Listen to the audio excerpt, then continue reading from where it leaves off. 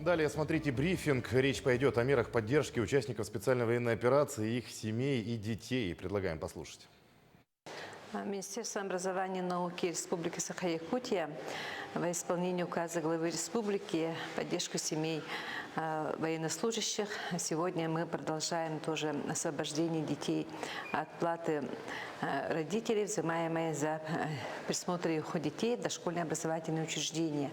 Мы сегодня освободили более 1000 детей, и продолжается реализация мер по оказанию бесплатного питания школьников с 5 по 11 класс. Здесь тоже мы более 1100 детей сегодня освободили, и заканчивается уже учебный год. И сегодня у нас очень активно идет работа по организации летнего отдыха детей. В целом хочется сказать, что в республике 534 лагеря прошли сегодня все проверки, и реестр уже летних оздоровительных организаций сформирован.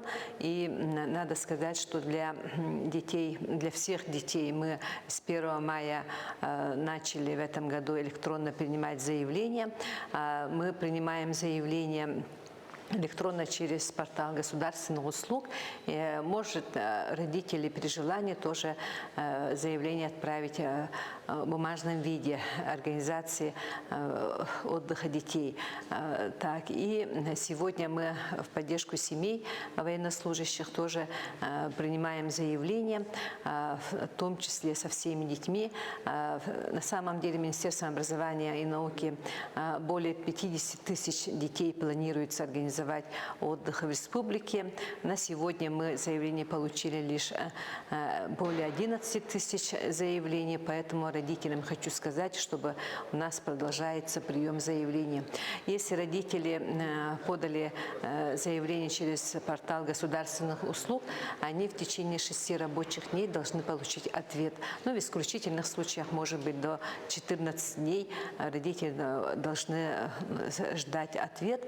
А если ответ совсем не получен, то, конечно, родители должны звонить по телефону горячей линии. У нас он 8 800 55 01 421. Что касается детей, военнослужащих, мы тоже, еще раз говорю, продолжаем принимать заявки. Мы сегодня на летний отдых приняли более 1600 заявок, из них 1390 мы уже выдали путевки. Здесь лагеря муниципальных образований и лагеря государственных наших организаций, как Сосновый Бор и Кемпиндей в Сосновом Боре. Здесь тоже тот же номер горячей линии работает. Хотим сказать, что все родители тоже могут подать и электронно, и в бумажном виде. Принимаем тоже эти заявления. На сегодня тоже меры поддержки студентов продолжаются. Сегодня более 130 положительных решений по заключению договоров на целевое обучение, и выплата повышенной стипендии 368 студентов у нас получает. А также наши образовательные организации очень активно принимают участие в различных акциях поддержки семей военнослужащих. Недавно учащиеся республиканской специальной коррекционной школы для детей с тяжелыми нарушениями речи сплели маскировочную такую сетку и передали ветеранам военных действий. Есть ассоциация «За Отечество». Сегодня мы инициируем тоже бесплатное обучение участников СВО и их членов семей, бесплатное обучение по направлениям образования цифровой куратор, графический дизайнер и вожатый. Обучение мы проводим на базе центра опережающей профессиональной подготовки. О самых заметных событиях среды 17 мая вы узнаете из материалов наших корреспондентов. В студии Сергей Михедов. Здравствуйте. Коротко о темах. В республике в этом году впервые откроют 38 трудовых лагерей для детей. Тулагинская агрошкола уже практикует подобные работы в лагере круглый год. Всемирный день борьбы с артериальной гипертонией отмечается сегодня. В чем опасность этого заболевания и как его избежать?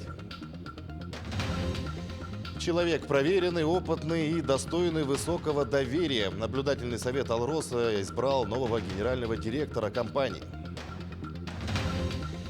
Якутская балетная школа имени Посельских усиленно готовится к 17-му выпускному концерту. Расскажем о программе, премьерах и приглашенных хореографах. Секция стрельбы из лука вновь открылась для детей в Нерюнгри. Сколько ребят занимаются этим видом спорта и в чем его преимущество? Подвижки льда и ледоход наблюдают в Якутске. В районе Табаги уровень воды составляет 662 сантиметра. При критических 970 наблюдается средний ледоход. У Якутска 340 сантиметров, при критических 827. У микрорайона Кангаласа уровни воды на отметке 629 сантиметров, при критических 1000. Есть подвижки. Основная волна ледохода на Лене после Ленского района проходит по территории Алекминского района, где тоже отмечается повышение уровня воды. Глава Якутии провел рабочее совещание с правительством о ходе исполнения стратегических указов. Айсен Николаев обозначил необходимость новых стратегических приоритетов в развитии региона. Уже сейчас профильным министерствам и ведомствам необходимо начать работу по переформатированию своих подходов для решения дальнейших задач по реализации стратегических указов.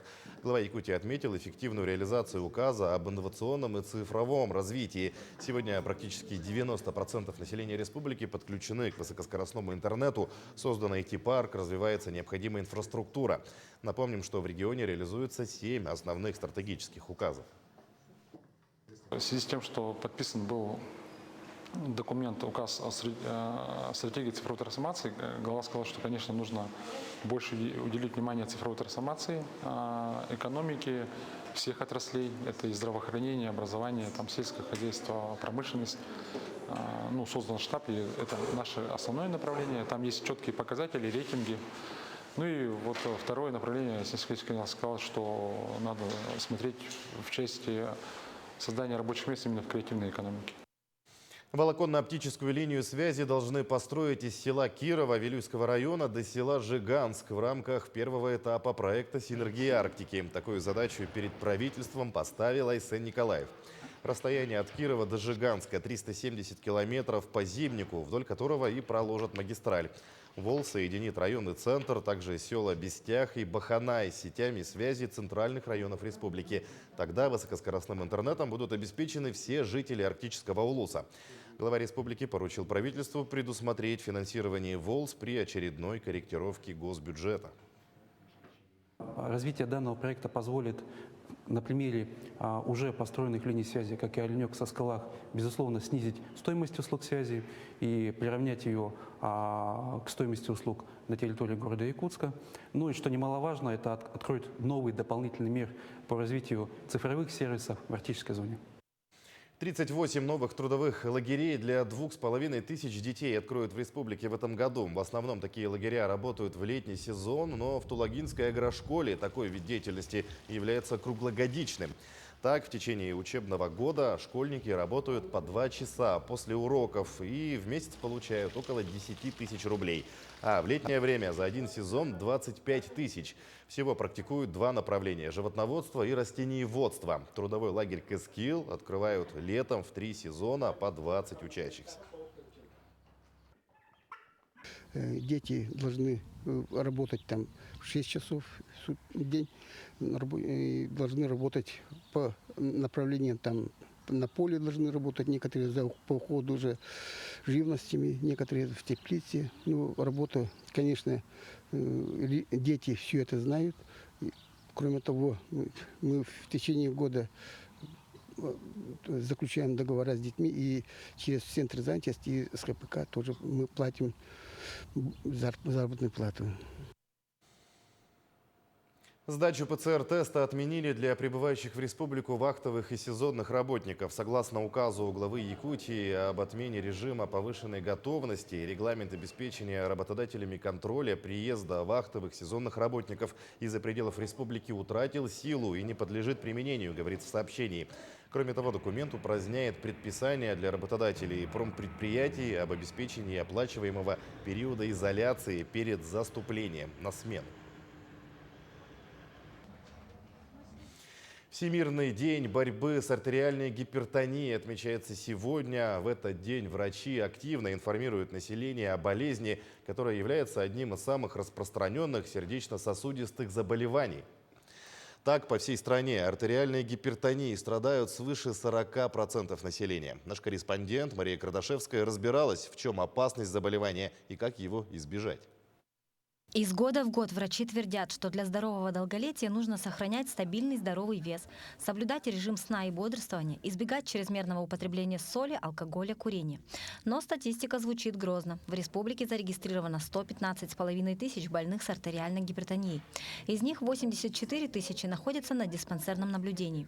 А между тем, повышенным давлением дело не заканчивается. Если вовремя не обратиться к врачу, это чревато грозными последствиями. Это хроническое заболевание, постепенно прогрессирующее, приводя к грозным осложнениям, как сердечная недостаточность, инфаркт миокарда, инсульт, сосудистая и почечная недостаточность. Очень важно контролировать свой уровень артериального давления, соблюдать рациональное питание, вести активный образ жизни и отказаться от вредных привычек и своевременно обращаться за медицинской помощью. Важно помнить, что болезнь не начинается в одночасье. Ее запускают годами. Как правило, человека беспокоят головные боли и забывчивость, которые он считает нормой. В это время в его организме идут необратимые изменения. Сосуды обрастают атеросклеротическими бляшками и сужаются. Его также называют невидимый убийца. Почему это опасно? Потому что, во-первых, часто пациенты не замечают, когда у них начинается артериальная гипертония. Это начинается, бывает, что у мужчин немножко пораньше, лет в 20, 25, 30 уже может быть повышенное давление, которое не беспокоит людей, с которым они ходят, а при этом цифры могут быть довольно-таки высокие. И так человек может жить десятилетиями и считать себя абсолютно здоровым. Во-первых, я потеряла память. Я стала забывать все. Вот это раз. Во-вторых, у меня очень кружится голова. Даже до сих пор я без тросточки не хожу. И давление у меня повышается периодически. Скорую вызываю и сюда приезжаю. Все. Ну так, голова побаливала. Может быть, это было давление, но я не мерила, так скажем. Да. Я была абсолютно здоровая. Я даже не ожидала и не думала. Врачи советуют после 30 лет начинать периодически измерять свое артериальное давление. Если вы заметите его повышение, либо будете плохо себя чувствовать, необходимо обратиться к врачу. В норме артериальное давление может колебаться до 140 на 90 мм ртутного столба. И важно не допускать скачков выше этих пределов. Ведь, как гласит известная истина, лучше предупредить болезнь, чем ее лечить. Мария Кардашевская, Семен Афанасьев, Якутск. Наблюдательный совет «Алроса» избрал Павла Маринычева генеральным директором компании. Такое единогласное решение принято сегодня. Павел Маринычев сменил на этой должности Сергея Иванова, который возглавлял компанию с 2017 года. Наши стратегические приоритеты остаются неизменными. Несмотря на сложные геополитические условия, будем укреплять ресурсную базу, повышать производственную эффективность и качество управления. Особое внимание, как и прежде, необходимо уделять развитию кадрового резерва «Алроса», а также вопросам промышленной и экологической безопасности, отметил Павел Маринычев. С 2016 года возглавлял один из ключевых производственных активов группы «Алроса» – дочернюю компанию «Алмазы Анабара». Ранее занимал должность первого вице-премьера Якутии, на которой более 6 лет курировал вопросы геологии, недропользования, промышленности, жилищно-коммунального хозяйства, энергетики и строительства. С 2014 года входит в кадровый резерв управленческих кадров президента России. Глава Якутии Сан Николаев поздравил Павла Маринычева с назначением на новую должность, пожелал дальнейшей плодотворной работы. А бывшего гендиректора «Алроса» Сергея Иванова поблагодарил за достойный труд и высокие достижения. На эту неделю намечен ежегодный корпоративный форум компании «Алроса». На хозактиве обсудят итоги деятельности компании за прошлый год, а также планы, ключевые проекты и инициативы на будущее. Особое внимание уделят позитивным изменениям, которые они несут для компании и ее акционеров, крупнейшим из которых является Якутия. «Алроса» остается крупнейшим работодателем республики, а налоги и дивиденды, поступающие от алмазодобывающей компании, обеспечивают существенную часть доходов бюджета республики. Если сопоставить объем поступлений от компании с выплатой зарплат работникам бюджетной сферы, то примерно каждый третий рубль в зарплате учителя или врача в регионе – это «Алроса». Компания, начиная с 2017 года, увеличила свои налоговые платежи на 33% по сравнению с таким же предыдущим периодом. А что касается дивидендных платежей, то они были увеличены в этот период в 6 раз по сравнению с предыдущим 6-летним периодом. И в целом за этот период компания выплатила около 400 миллиардов рублей налоговых и дивидендных платежей в государственный бюджет республики, что на самом деле равно почти рыночной стоимости самой компании. Вот эта высокоэффективная деятельность компании была результатом выстроенной правильной стратегии развития компании и высокоэффективного управления оперативной деятельности. Идем далее. В рамках зеленого марафона от Сбера в Якутске обновили и открыли сквер молодежи. Более 100 человек работали над уборкой и обустройством территории, чтобы на берегу теплого озера появилось красивое и уютное место для отдыха. Подробнее в сюжете Александра Хавренко. Сегодня в столице появилось новое общественное пространство. Благодаря стараниям Сбера и их акции «Зеленый марафон» в Якутске появился сквер молодежи. Зеленый марафон Сбера проводится с 2012 года. Он объединяет более 60 городов России и охватывает почти 150 тысяч человек ежегодно. В этом году в рамках эко-акции марафона было решено навести порядок на Теплом озере. Прибрать и обновить сквер, чтобы он стал привлекательным общественным пространством для всех жителей Якутска. Собственно говоря, даже и акцию так и назвали «С теплотой от Сбера озеру теплому». 12 мая сотрудники банка и сотрудники наших партнеров, это порядка 100 человек, пришли и приняли участие в этой акции. Было собрано более 300 мешков мусора. Мы покрасили, подштукатурили, побелили саму стелу. Более того, мы установили 3 лавочки для отдыха. К акции «Зеленый марафон» присоединяются друзья и партнеры Сбера. На субботник на Теплом озере вышли сотрудники центра «Мои документы», и обновление сквера молодежи стало первым шагом в долгосрочном сотрудничестве. Подписали соглашение с Якутским отделением Сбербанка о развитии совместного волонтерского движения. Я уверен, что при объединении наших усилий мы сможем внести посильный вклад в развитие окружающей среды в городе Якутске. Самое же главное, что благодаря стараниям Сбера и партнеров город преображается. У якутян появляются новые места для отдыха и прогулок. Хотели бы, чтобы жители тоже так же бережно относились к скамейкам и вообще к скверу молодежи. Нам очень радостно то, что появилась новая общественная площадка. Надеюсь, что это будет не только для жителей автодорожного округа, но и для всего города. Следующий этап «Зеленого марафона» пройдет в эту субботу на стадионе «Юность». Участников ждет забег на 4 километра, мастер-класс от 5-кратного чемпиона России по марафону, мастера международного класса Сарданы Трофимовой, а также множество активностей для детей и взрослых. Начало «Зеленого марафона» в 9 утра. Александр Хавренко, Георгий Григорьев, Якутск. Лес, легкие планеты. Круглый стол под таким названием провели в Доме правительства номер 2 в рамках региональной экологической недели. Подготовили резолюцию к 10-му Невскому международному экологическому конгрессу, который пройдет в Санкт-Петербурге. Круглый стол прошел под председательством замминистра экологии Якутии Андрея Коноплева. Рассмотрели подготовку к пожароопасному сезону, а также воспроизводство лесов на территории республики. Здесь мы встречаемся со специалистами, с экспертами, с работниками, с общественниками по вопросам рассмотрения проблем лесной отрасли, связанные с лесными пожарами, с лесовосстановлением, с заготовкой древесины, для того, чтобы выработать, понять, какие проблемы в лесу, в лесном хозяйстве у нас присутствуют, и выработать вопросы для решения этих проблем, которые мы хотим озвучить на этом международном конгрессе. Якутская балетная школа имени Посельских усиленно готовится к 17-му выпускному концерту. В этом году школа выпускает 18 студентов из улусов республики и стажера из Японии. О программе большого концерта, премьерах и приглашенных хореографах в материале Марферины Алексеевой. Выпускной концерт для педагогов и студентов балетной школы – событие особенное. Воспитанники колледжа выпускаются не каждый год, а один раз в 2 или даже 3 года, а концерт является дипломной работой выпускников. Номера представят студенты 2 отделений, всего 10 номеров. Это фрагменты из репертуара классического наследия, сценических народных танцев и современной хореографии.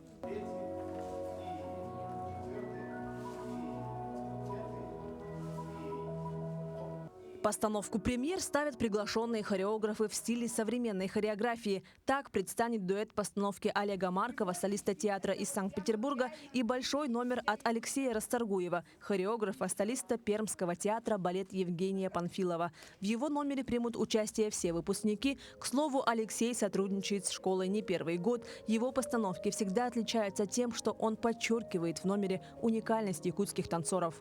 В том водовороте жизни, событий, скоростей, которые происходят там в центре, вы здесь настолько неотъемлемая часть природы, именно природы, которую я чувствую и от которой я балдею просто в очень хорошем смысле. Вы другие, вы вот прямо, вы сотканы из этих деревьев, из этой реки, из этого холода.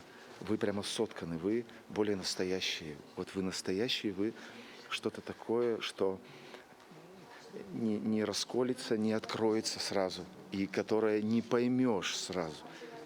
Это что-то уникальное для меня. Мне очень нравится, что он еще всегда ищет такие близко к нашей культуре номера, да, и поэтому очень приятно, потому что вот он ставит номер Междуречье, и тут как бы 2 реки, это, ну вот река Лена, да, люди, птицы, это прям очень, близко, да, очень классно, что с природой связь есть какая-то. Все выпускники школы уже знают свой дальнейший путь и продолжат свою деятельность в Театре оперы и балета Якутска или городов России. Некоторые продолжат обучение в высших учебных заведениях. Балет – это всегда колоссальный труд и дисциплина. После 11-летнего обучения студенты получат диплом артиста балета и преподавателя.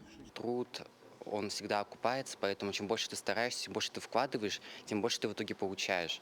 Поэтому, да, конечно, сложно, но зато, когда ты видишь результат, когда тебе зрители аплодируют, когда ты понимаешь, что у тебя все получается, ты достигаешь каких-то целей, то это все окупается. Поэтому особо даже не следим как-то за временем, потому что, мы как уже семья, проводим время, мы стали близки за эти 11 лет, поэтому я вообще за временем особо не слежу, провожу время с удовольствием, тем более это последний год у нас.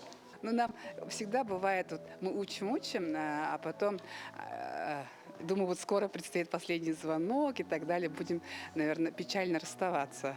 Потому что мы же их с малых лет, а у нас еще же есть интернат, они вот живут, получается, тут. И поэтому мы для них как мама, папа, а они для нас как дети. Выпускной концерт пройдет на сцене Государственного театра оперы и балета имени Саарона Амолона 24 мая в 16 часов. Марферина Алексеева, Семен Афанасьев, Якутск. 4 года назад в Нерюнгри на базе школы футбола открыли отделение стрельбы из лука, но через 2 года оно закрылось. Тогда родители воспитанников обратились к главе республики, Федерацию стрельбы из лука, с просьбой возобновить работу секции. И с февраля более 20 детей занимаются этим видом спорта, рассказывает Тамара Игнатьева. 13-летнюю Сыцик в отделение стрельбы из лука привела мама. Бурятский национальный вид спорта сразу привлек девочку, и она с радостью стала им заниматься. Ее первый тренер Дмитрий Донцаранов показал азы стрельбы из лука, привил любовь к этому виду спорта. Мой самый первый тренер Донцаранов Дмитрий Дандарович на своем опыте мне дал понять, что стрельба из лука – это олимпийский вид спорта. В этом спорте нужно быть спокойным и уверенно стрелять в цель. Когда я прихожу на тренировку и начинаю стрелять, мне становится на душе спокойно, радостно. В прошедшем недавно открытом первенстве ДЮСШ города Алдана Сыцик заняла 2-е место. Мама спортсменки считает, что это плоды работы первого тренера, жизнь которого, к сожалению, недавно оборвалась. За короткое время мастер спорта Советского Союза Дмитрий Дансаранов выпустил 2 КМСников и несколько разрядников. Хочется поблагодарить, конечно же, Царство ему небесное от лица родителей, что он поддержал наших детей, не оставил, не уехал на родину. Показал именно стрельбу из лука изнутри, как они должны стрелять. Все, что он делал, он все старался только ради детей. Ему во всех его начинаниях, во всех его выездах поддерживали. Нам его очень не хватает. С талантливой лучницей сейчас занимается прибывший из Бурятии мастер спорта России международного класса Чингиз Цырендашиев. Всего в отделении занимаются 28 детей. Сейчас спортсмены готовятся к спартакиаде школьников республики. Опытный тренер ставит перед собой большие цели. Нужно воспитание физическое и духовное моих детей, чтобы это помогало им и в жизни, и в спорте. Нужно, чтобы это помогло им в жизни, вообще по жизни. Ну и, конечно, мы хотим добиваться хороших результатов, попасть в сборную республики Саха-Якутия. Но для этого нам нужно усердно работать. Стрельба из лука, как и любой вид спорта, положительно сказывается на общей физической подготовке. Укрепляются мышцы спины, пресса и плечевого пояса. Отсюда и правильная красивая осанка, что немаловажно в эпоху гаджетов. Помимо физической составляющей, стрельба из лука дисциплинирует, развивает силу воли и повышает внимательность. Тамара Игнатьева, Вадим Барашков, Нерінгрі. И последнее. Детеныша в ЦБК спасли и временно приютили сотрудники компании «Алмаза Анабара». Во время перегона техники зимником по маршруту Хатанга-Таймыр на севере полуострова работники по дороге встретили лежавшее без движения тело овцебыка. Остановившись и подойдя ближе, увидели маленького беспомощного новорожденного теленка. Он стоял рядом с телом матери. Было принято решение выходить теленка. Выяснилось, что это девочка. Малышку привезли в небольшой вахтовый поселок на берегу Северного Ледовитого океана и назвали Алана по названию компании «Алмазы Анабара». Накануне удалось отправить теленка в Хатангу, где его уже встретил ветеринар и провел первый осмотр. Скоро Алану ждет перелет в Красноярск. Таким наши корреспонденты увидели уходящий день. Всего доброго и до свидания.